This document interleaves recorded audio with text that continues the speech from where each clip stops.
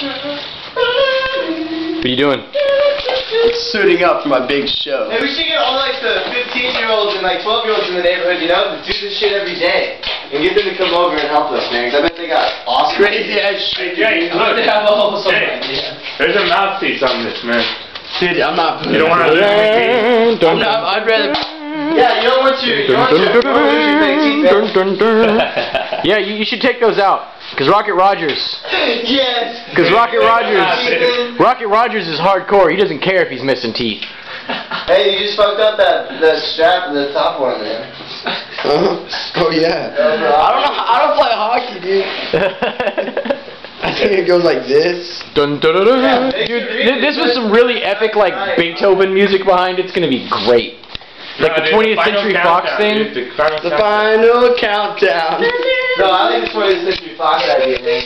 Music's so cool. And now we can put the immigrants. Hey, Yeah. you should get the guitar. Sergio just sits in the background playing guitar, and all of a sudden you see the car go, whoa, you see Sergio like,